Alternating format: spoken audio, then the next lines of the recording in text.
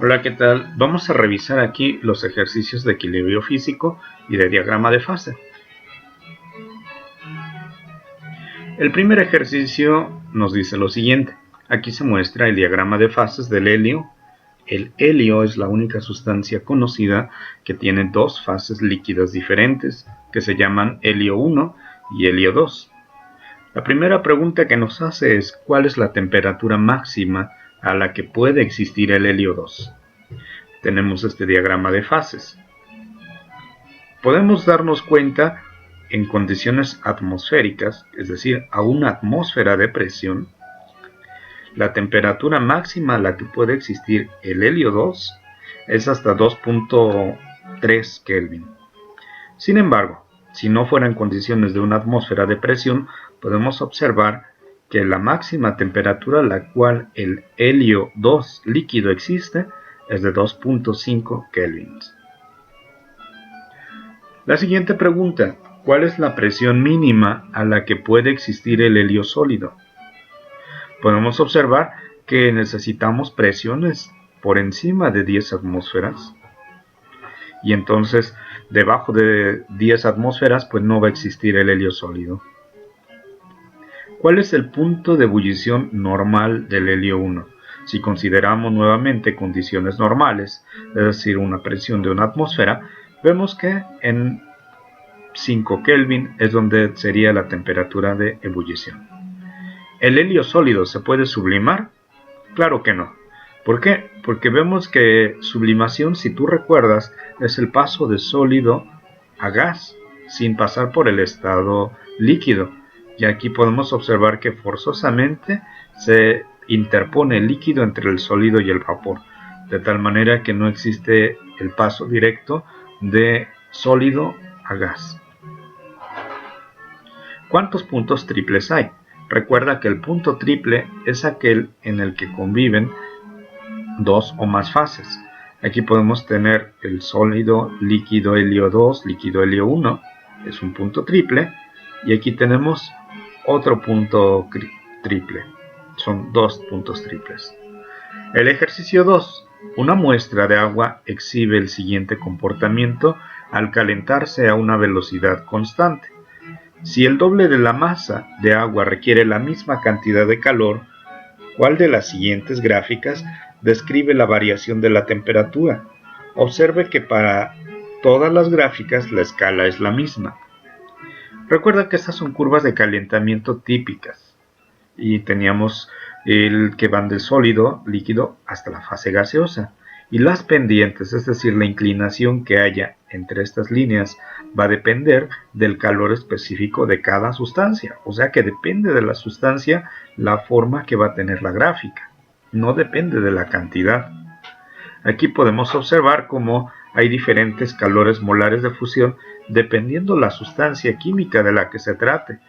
Recuerda que tenemos sustancias que tienen fuerzas intermoleculares que son más fuertes que otras.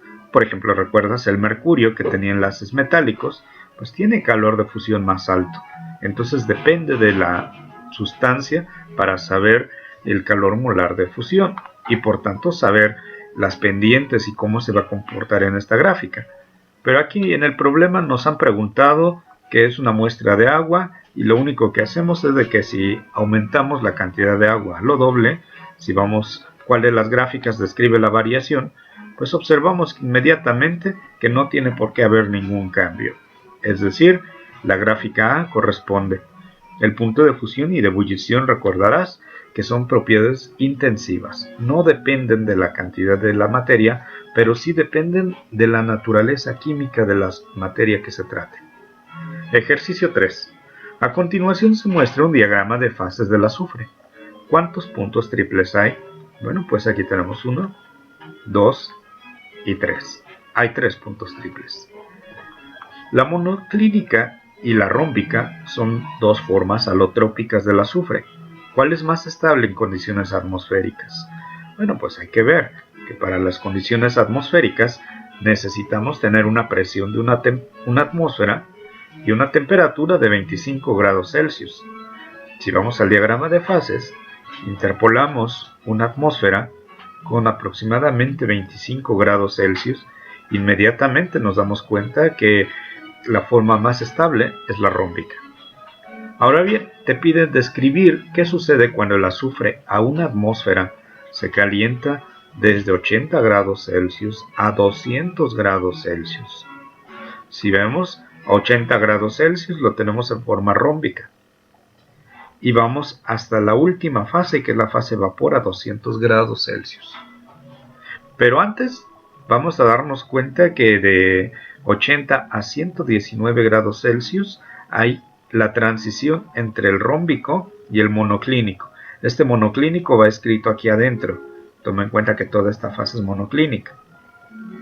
Ahora bien, de 119 grados Celsius avanzando, tendríamos el paso de monoclínico a líquido, que el líquido corresponde a toda esta fase.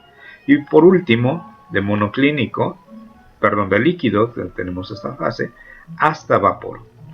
Entonces, son los tres cambios que experimentaría el azufre. Ejercicio 4. A continuación se muestran varias mediciones de presión de vapor para el mercurio a distintas temperaturas. Determine mediante una gráfica el calor molar de vaporización del mercurio.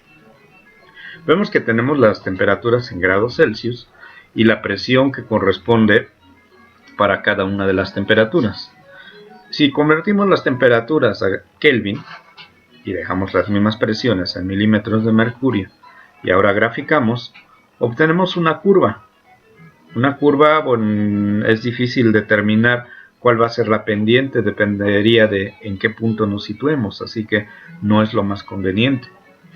Si recordamos la ecuación de Clausius-Clapeyron, en la ecuación de Clausius-Clapeyron obtengo una línea recta, y igual mx más b, donde m es mi pendiente. Aquí podemos ver cómo se comporta esta ecuación, ya graficada, donde recordarás que tenemos para el eje y el logaritmo natural de la presión, para el eje x el inverso de la temperatura, pero nuestra pendiente m viene siendo el cociente de el calor molar de vaporización, que es el que buscamos, entre la R, que es la constante del gas ideal, 8.314 Joule sobre mol Kelvin, con signo negativo. Bueno, entonces lo que tendremos que hacer es sacar los inversos de las temperaturas en Kelvin. El logaritmo natural de las presiones. Aquí ya está una tabla con los valores ya calculados. Y al graficar obtenemos una línea recta, de la cual, por medio de métodos de regresión lineal, los cuales los puedes hacer rápidamente en Excel, obtenemos esta gráfica. Con esta ecuación, con una correlación bastante aceptable, más bien excelente porque es de 1, tenemos que la ecuación es y igual menos 7198.3x más 18.066. Ahora bien, si nosotros vemos la ecuación de Clausius-Clapeyron, podremos observar que y pues es el logaritmo natural de p, aquí está el logaritmo natural de p, va a ser igual a menos 7198.3, que esto corresponde a todo este término, menos el calor molar de vaporización entre la R por 1 sobre t, que sería lo correspondiente al eje X, más 18.066, que es b. Quiere decir que va a ser el intercepto con el eje de las ordenadas. Muy bien. A partir de nuestra ecuación, pues realmente lo que queremos saber nosotros solamente es el calor molar de vaporización. Así que podemos igualar este término que está en el recuadro azul con menos 7198.3, de donde yo puedo despejar el calor molar de vaporización al pasar multiplicando el valor de la R y cancelando Kelvin para que únicamente obtenga en Joule sobre mol. De tal manera que obtengo 59.846 Joule sobre mol. Pero como lo piden en kilojoule sobre mol, bueno, hay que dividir entre 1000 y tenemos nuestro resultado. ¿Y cómo voy a saber si mi resultado es correcto o no? Pues muy sencillo, porque podemos comparar con lo reportado en la tabla y vemos que obtenemos un calor molar de vaporización de 59.0, lo cual pues es bastante cercano. Realmente nuestro ejercicio es correcto. Por último, te piden calcular la cantidad de calor en kilojoules necesaria para convertir 74.6 gramos de agua en vapor a 100 grados Celsius. Bueno, como dato, el calor molar de vaporización del agua, de la misma tabla que acabamos de observar, es de 40.79 kilojoules por cada mol. De tal manera que necesito, para evaporar 74.6 gramos de agua, pues primero saber esta cantidad de masa a cuánto equivale en moles.